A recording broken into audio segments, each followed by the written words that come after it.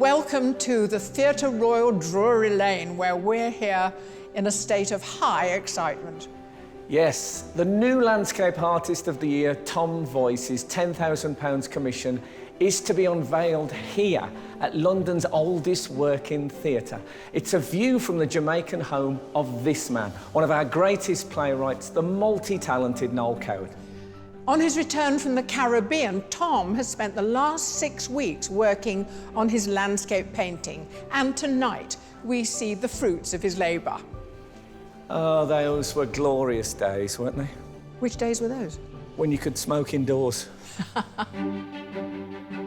Over the past 8 weeks, we've travelled across Britain in search of some of the country's finest views, inspiring artists as they competed for the chance to win this £10,000 commission. But only one could win Landscape Artist of the Year. Tom Voyce. What he notices and observes quite carefully is where the paint is lacking. I just like the way he puts paint on. He just makes these very sort of jewel-like works. Now it's time for Tom to travel across the Atlantic to the exotic climes of the Caribbean. It's an amazing view, isn't it? Beautiful, absolutely beautiful. Smile. And to produce his own unique take on the landscape that Coward loved, for his favourite venue, the Theatre Royal Drury Lane. I'm more inspired than ever, I think, and I'm more excited about what I can do. And I want to be ambitious. I want to do something that's good and different. I don't want to do something safe. Shall we go? When you're ready. Yes.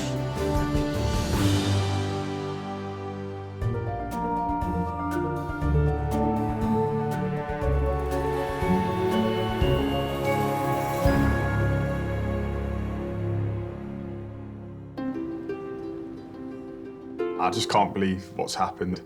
To get to the final and actually win it, I was struck for words, to be honest.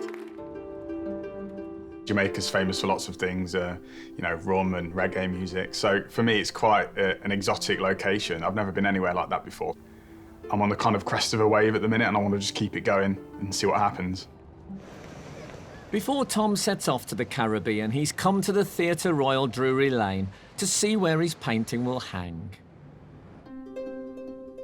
Since 1663, this historic theatre has housed performances of everything from Shakespearean plays and Handel oratorios to West End musicals. As Coward's favourite theatre, it's where many of his productions were premiered and where his statue now sits in his honour. An icon of the stage and entertainment business, Coward was one of the highest paid writers in the world in the 1920s. In a jungle town where the sun beats down to the rage of man and beast, the English garb of the English Slav merely gets a bit more creased.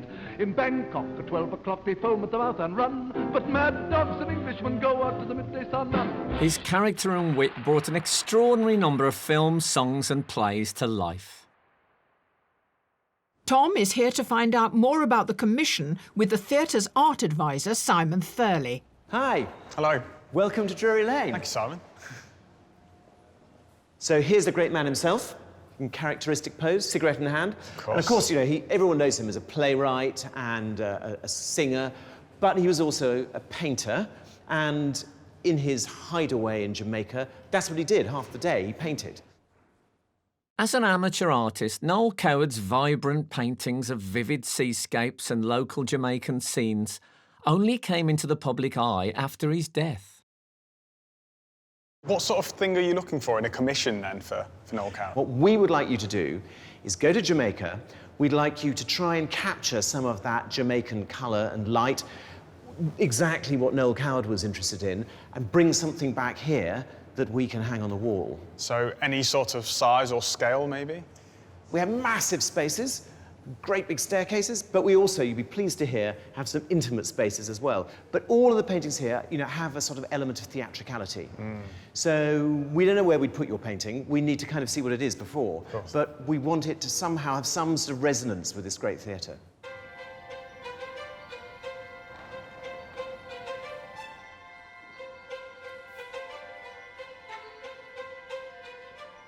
Tom's art will hang alongside an already impressive art collection.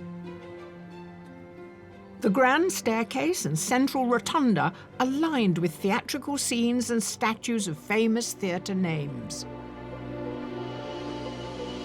It's a really, really great honour to have my work in a permanent collection of any sort. To think that there'll always be a little part of me and a little part of my kind of vision of the world gives you a lot of confidence.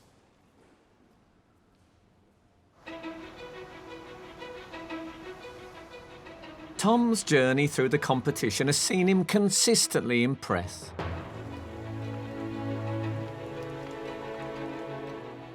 From the start, he caught the eye of the judges with his charmingly small painting of a bay in San Francisco.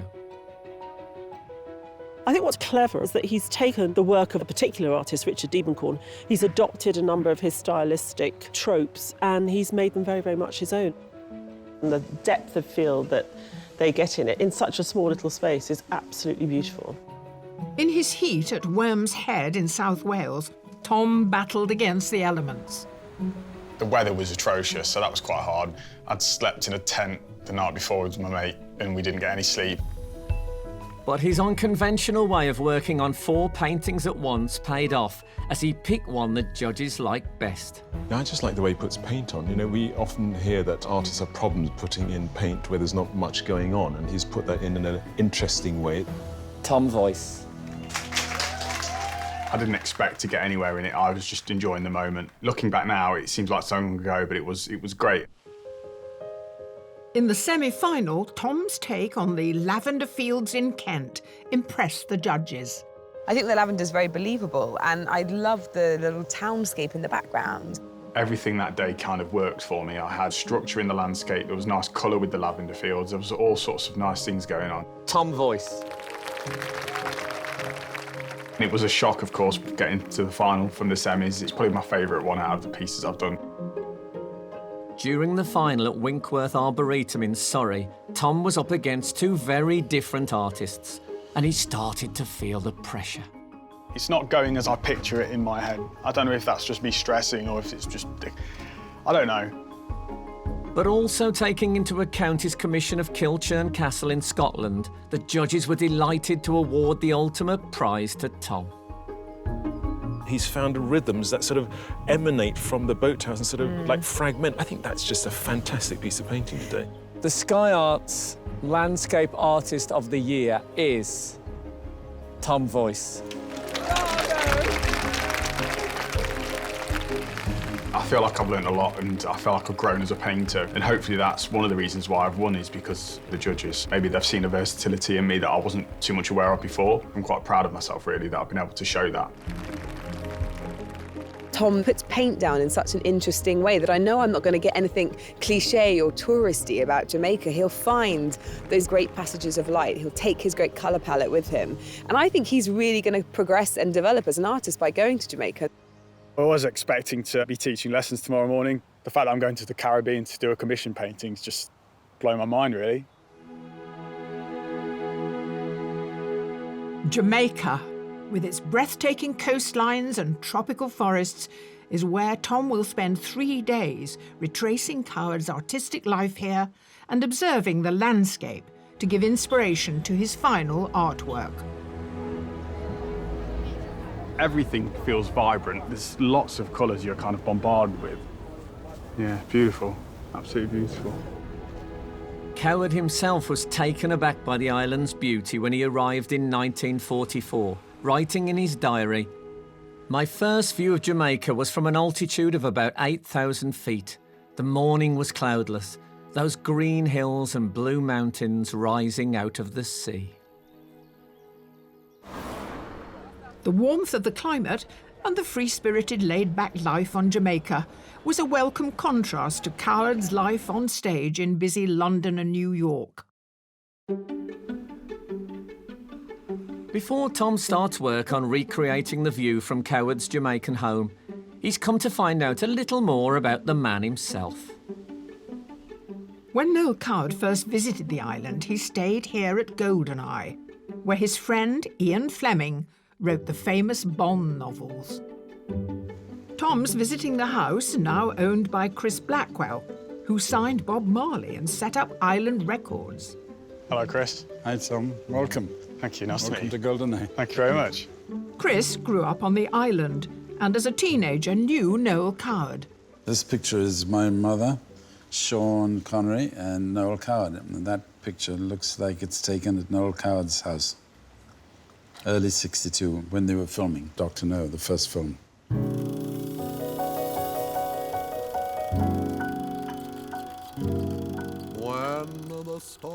When Noel Coward built his first house on the island in 1948, life here was a welcome escape and everyone joined in with the party atmosphere.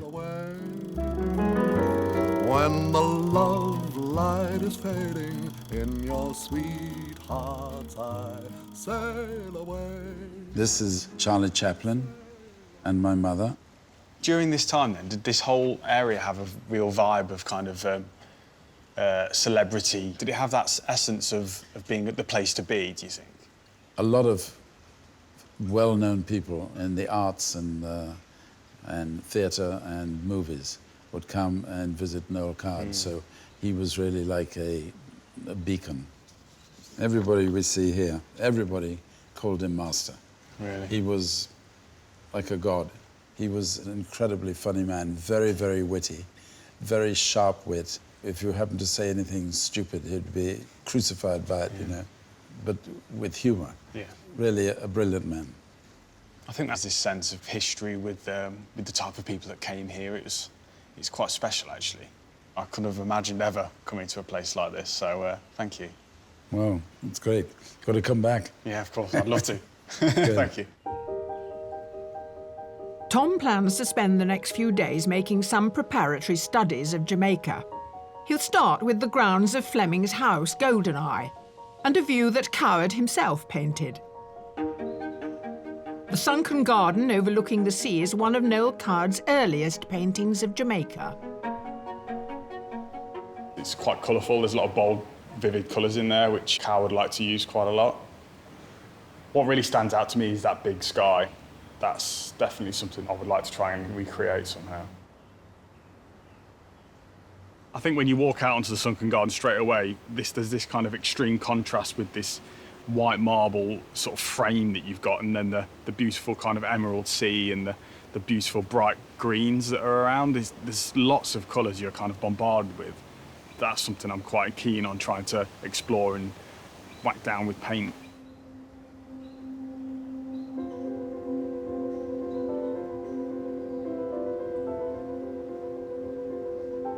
It's very, very hot at the minute.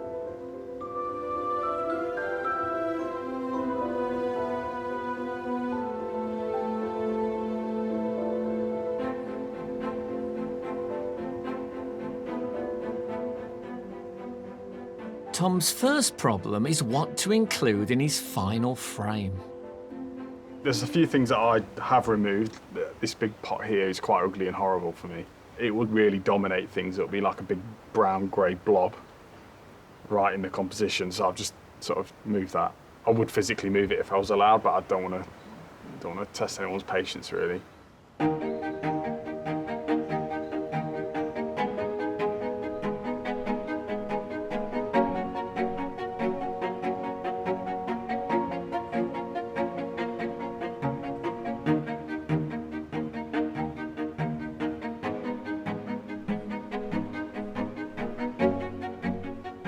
What's useful about doing this is it's giving me an idea of the kind of colour palette that I might need for the commission. By that I mean in terms of the colour that I'm seeing all around me.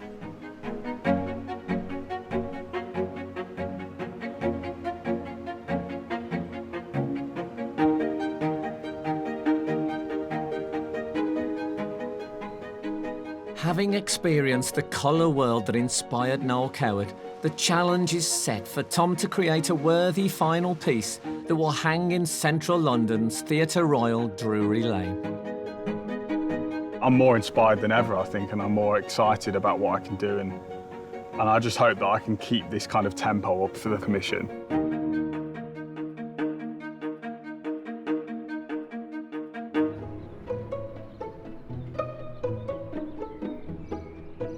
"28-year-old Tom Voyce, Landscape Artist of the Year, has won a £10,000 commission for the Theatre Royal, Drury Lane.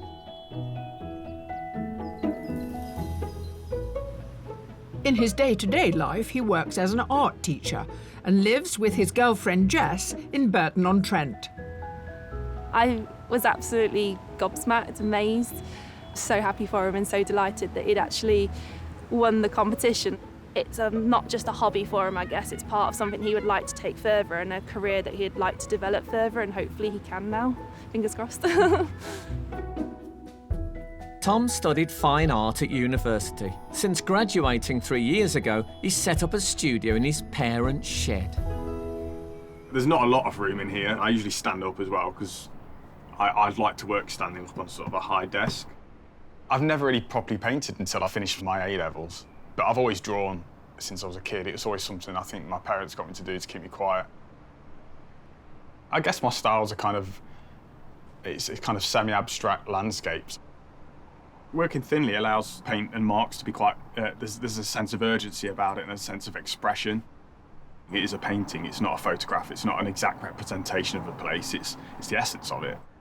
A lot of my work is small for the reason that during my masters I did a bit of travelling where I wanted to work on sort of small postcards. And I sent these back to my tutor and we had this kind of little project together where we kind of responded to one another and came up with almost total abstract kind of little imagery. The intention was that I took it back to the studio and made bigger work from it, but it kind of never happened. This one, for example, is in Budapest, where there's this kind of lovely composition that I saw, and it's just basically an underpass with this lovely kind of bright light that you get sometimes on hot continental days.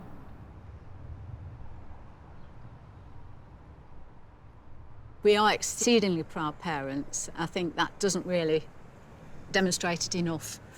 So chuffed for him. I mean, he'd worked really hard, spending ages in the shed. Disappeared. But he doesn't want you to see what he's doing. If I walked anywhere near the shed, he'd sort of, yes, what do you want?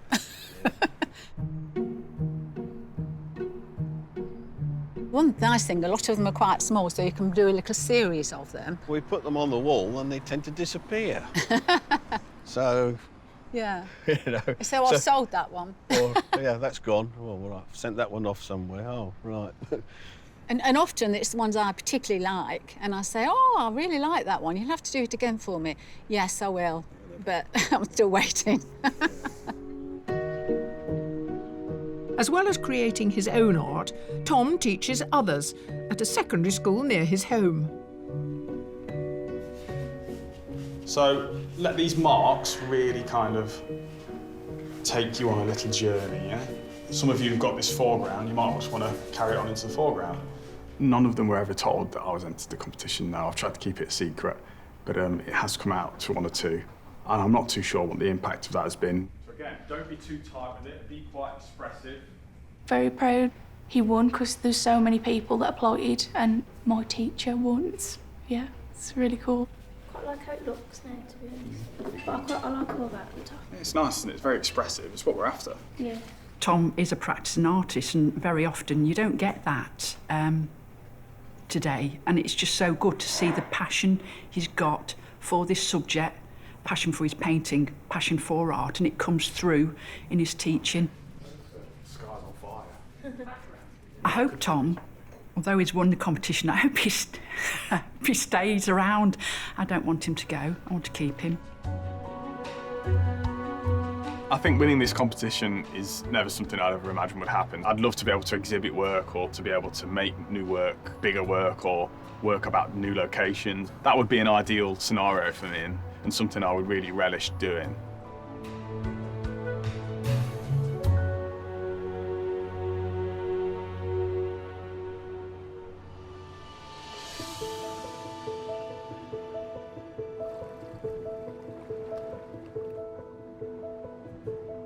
Back on his Jamaican journey, Tom has come to the local beach to paint the early morning scene. As an amateur artist, Coward himself loved painting the characterful life of the fisherman.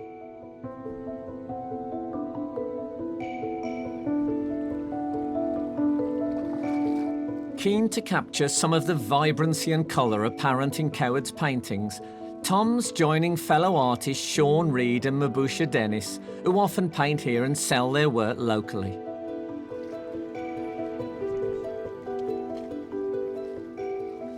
getting the light nicely there, aren't you? Oh, yeah. It's this violet you've got. Yeah, that's what I started out with, violet light.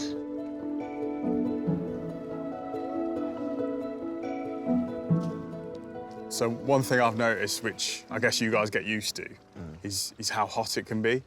And painting outside in the heat is hard. The sun doesn't really bother me. No? It bothers us, we're used to it. Like if we come to England, the cold would kill us. Maybe it's not that bad. Yeah, that's true. Yeah, in the rain. I've gone for a composition different to what I usually do, really. I thought I'd have a go at what these guys have picked with the kind of whole view of the harbour in a landscape format.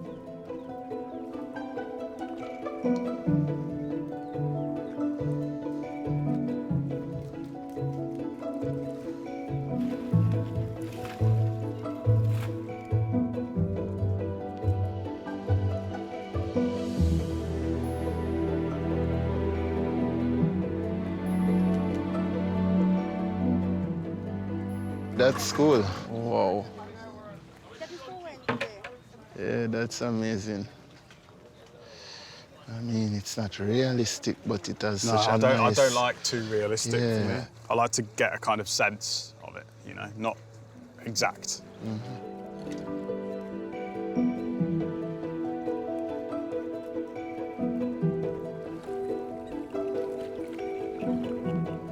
Everything feels vibrant, from the atmosphere of the fishermen to the colours of the boats. It's a relaxed atmosphere, but it's very vibrant.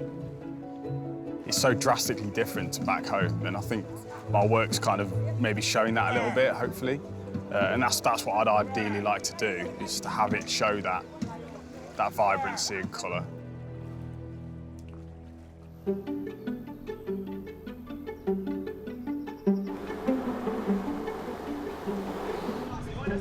Wow, it's warm today, isn't it? It's very warm. Tom is on his way to see the famous view he's travelled over 4,500 miles to paint. From Coward's home on the island, Firefly. We're going to turn up the hill. We go up there, you're going to see the whole of this beauty down here. Coward fell in love with the view and built this one-bedroomed house as a retreat and a place where he could relax and paint, describing his work as touch and go again. The statue of Coward by Angela Connor is the same as in Drury Lane, but here it sits forever gazing out onto the sweeping view of the hills and bay he loved so much. It's an amazing view, isn't it? You can totally see why he lived here. Yeah, beautiful, absolutely beautiful.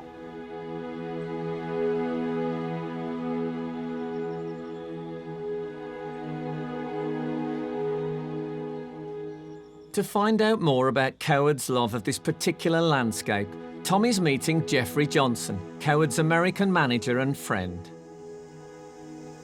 This was a picture of Noel just painting. I think he was out on the It looks property. like it's here, yeah, doesn't it? because you can see the view in the background.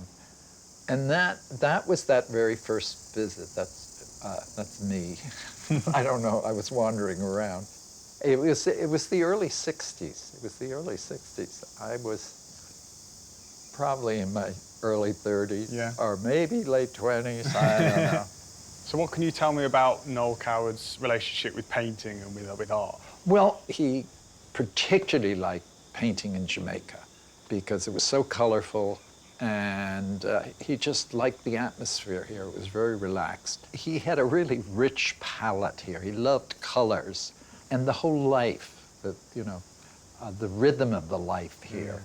So what sort of character was Noel Coward like as a person then to know? He was a celebrity, no doubt about it. And I think he could come here, relax, paint, which he loved to do. Yeah. And he did paint. I think he painted more here than he did anywhere else. He related to the people here because nobody wanted to, nobody said, oh, well, can I come and star in your musical or any of those kind of demands. Would you say he almost had a separate life here? Yes, I would. I think that's a good way of putting it. I do. So what sort of thing do you think Noel Coward would like of a commission of this estate here at Firefly? You know, he loved this place so much. When we used to sit in the, early evening having a drink, he loved the whole fact that he could look out to the sea and look at this whole sweeping view. The house still contains memorabilia from Coward's life as a writer and artist. A room with a view and no one to flurry us, no one to hurry us through this dream. Although he gave most of his art away as gifts, a few paintings remain on show here. Coward's style actually reminds me a lot of David Hockney's work. I don't know if they knew each other in any way, but it just reminds me of that a little bit. Some of it definitely has that sense of theatre about it, of a theatrical kind of composition with the way people are positioned within it. So that's quite an interesting observation I've noticed.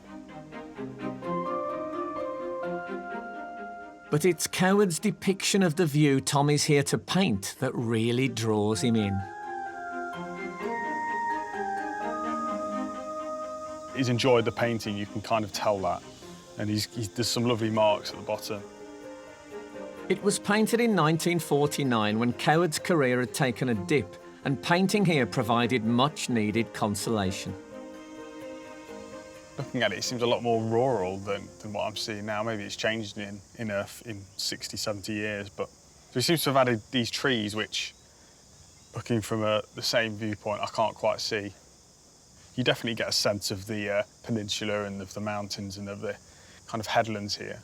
He's played around with lots of things here, and I think that makes for a good painting. I will definitely bear this in mind when it comes to doing my observation, that's for sure. Before Tom puts pencil to paper, he captures the breathtaking view on camera. The view's spectacular, it really is. There's so many colours here. I mean, the contrast with the almost like the lagoon-like kind of bay here with the colour and the turquoises and the vividness of the colour of the beach. There's so much to look at and take in. What sticks out is the view that Coward obviously admired, which was this view here in front of me. I think it would be silly not to really try and aim for that.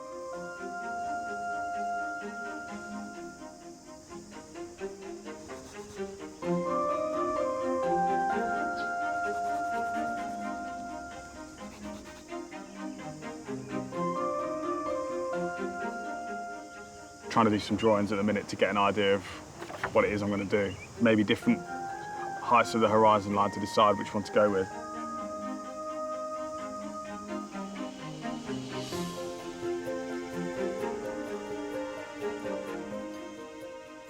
Tom uses a painting wedge to mark out a series of straight lines that help him structure his composition. So when I use my pebble, I like to be able to leave marks in sort of the history of the painting throughout. I'll be able to move paint aside because it is so fluid. You can kind of move it across and take away.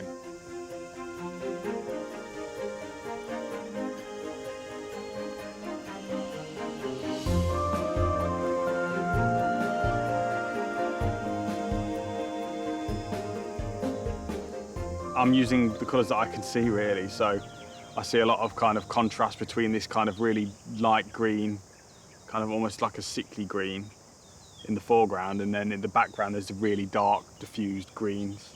You can push them back by adding a bit of blue or something.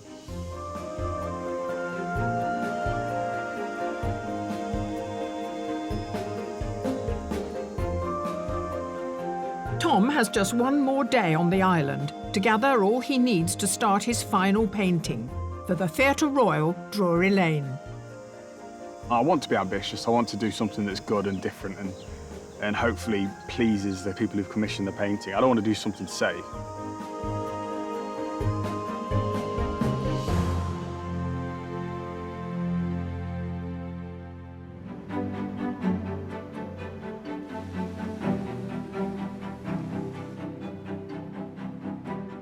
Tom Voyce, Landscape Artist of the Year, is on the island of Jamaica, following in Noel Coward's artistic footsteps, gathering inspiration for his £10,000 commission.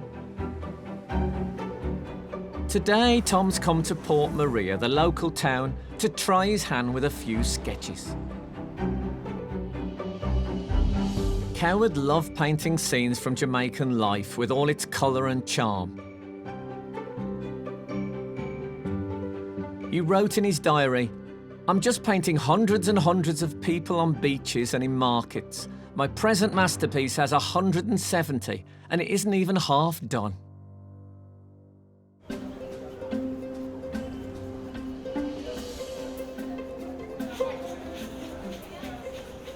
Smile. Although surrounded by people, Tom is drawn to sketch the building. I tend to avoid people, and I don't really know why that is. I've tried to draw, well, it's not that I don't like drawing people, it's just for my own work, I prefer kind of the more geometric, kind of structural stuff. There's some lovely, really extreme contrasting colours from these kind of blues and these dark kind of shadows that come across. I'm really liking the telegraph poles and how they're kind of, there's these lines everywhere, and that's something I really, really like, and something certainly you don't see at home. In his attempt to recreate an accurate colour palette, Tom has developed his own method of working. So instead of writing what it is that the colour looks like, sometimes it's nice to try, if you've got time, to just mix a few colours and just make literally just a little colour note of it. I'm looking at certain colours of blue that are painted on the walls. That seems to be quite a common thing here, so I'm trying to make a note of it.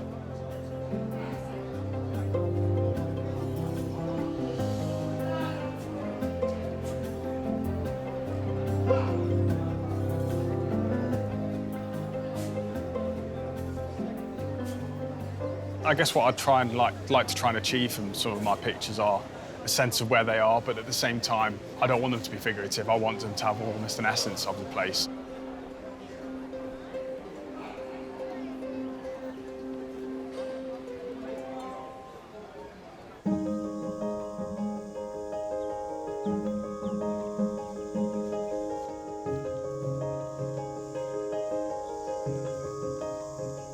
On Tom's last day in Jamaica, he's back at Firefly to make sure he has everything he needs for his final commission. I'm just thinking about what sections I'm going to struggle with and work out now whilst I'm here certain things, especially in this peninsula. So that's what I'm kind of focusing on and trying to get that depth with the mountain ranges.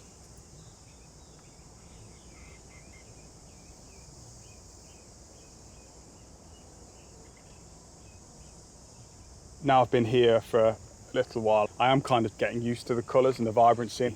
I'll miss that, but hopefully I've done enough to kind of get my head around some of the challenges I might have had when I first got here. Hopefully they'll be able to come in quite naturally into the commission piece.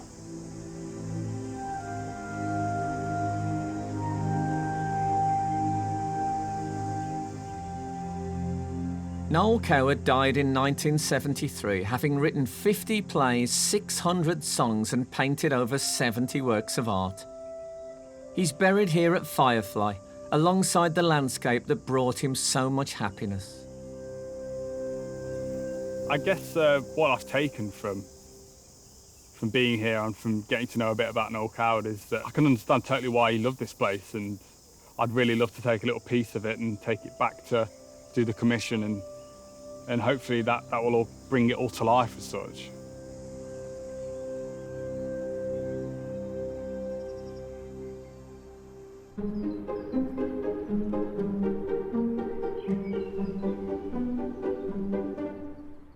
A week later and back to reality in Staffordshire, it's time for Tom to prepare everything he needs to start his final commission. Jamaica certainly feels like a dream. It feels like a long time ago now. It feels like a blur. I can't quite believe I've been putting these pictures up. It almost seems as if it was quite surreal. The view from his house is something that is what people first see when they get there. So for me, it was about selecting what was important about that view and what Noel Coward would have liked. I thought it'd be quite a nice sort of nod to him to kind of do an attempt in my own way. Mindful of where the commission will hang, Tom's making a bold decision about the size of his final painting and first primes his board. I've chosen to work at quite a large scale for me with the portrait format. I just want to really push my boundaries and do something different and really, really be quite brave in my decisions. Now's the time to really be ambitious, and I thought I'd have a go at it and see what happens. The starters are always interesting because you're just planning it out and you're trying to work out how it goes. I think I'll need to make sure I've got the composition perfect and I'm happy with it totally, because I don't want to have any problems later on.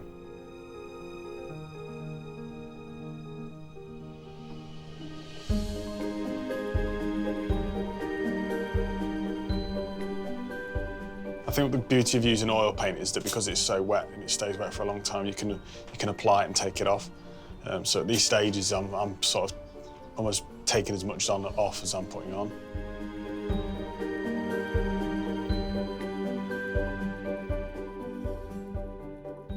Tom has 6 weeks to complete his final commission before the big unveiling at the Theatre Royal, Drury Lane.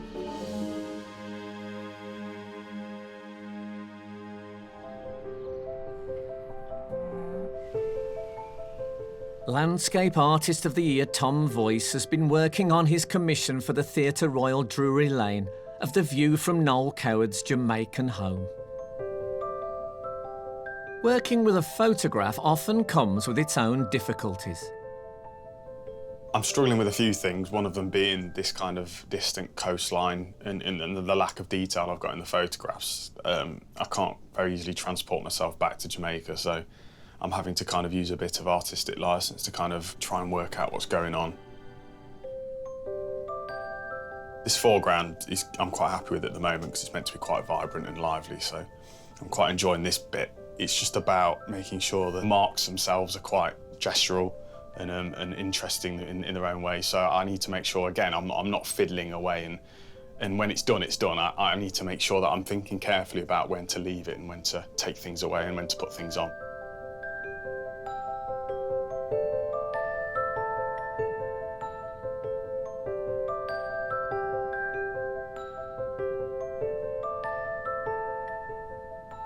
I'm quite a quick painter. I like to have that sense of emotion and expression in there, and by achieving that is you tend to work with quite big gestures. Because I'm working bigger, everything has to be, brought up to scale, from my brushes to my strokes to the tools I use.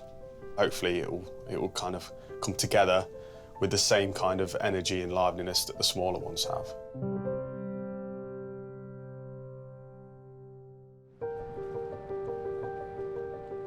The day of the grand unveiling has arrived, and Tom's family, friends, and our 3 judges have gathered at the Theatre Royal, Drury Lane. It feels great to finally be back here at Drury Lane. It feels very surreal, but the whole process has. I don't know when it's going to hit home, because I keep waiting for me to wake up and think, wow, I'm really excited to see what the commissioners and what the judges are going to think. I struggle to imagine what this painting might look like. And won't it be great to hear whether or not he was overwhelmed by the experience? I didn't get the feeling that Tom gets overwhelmed by very much. I don't think we're going to get much excitement out of Tom, but I think we're going to get it in this painting home. I think we really will, because actually you think it's a big subject, there's a sort of famous story attached to it, and this extraordinary location. Yeah. Bring Jamaica to Covent Garden, that's what I want. Tom, it must be an emotional moment. Your mum told me she's got the tissues ready for this unveiling. How do you feel? I'm a little bit nervous to see what people will think, and hopefully they'll like it. At the moment, it looks great. It looks like a rear view of... If it was Velasquez's Pope, but from behind, it would look like that. I wondered what the light in the Caribbean was like. Well, the light was obviously better in the Caribbean than it might have been in parts of the UK. It was perfect. It was ideal. You'll get a true sense of what the Caribbean light is like, hopefully. I'm hoping to get a slight tan when it's on. Well, I can't promise that. Okay. But, Now, Simon, you're representing this fabulous theatre. What are you after? What are you hoping for? Well, I think the whole thing is incredibly theatrical. I mean, it feels like a first night. The curtain's just about to go up, and there's going to be a gasp from us all when we see the scenery, as it were. Yeah, the connections are absolutely beautiful here. I mean, Noel Coward did his biggest ever, most glitzy production, and it was all about light and bright colours. And, you know, maybe, I don't know, maybe you've captured some of that. Well, let's hope so. Well, you spoke about the curtain going up in Drury Lane, but let's make the curtain come down and find out whether your hopes are fulfilled, OK? Shall we go? When you're ready. Yes.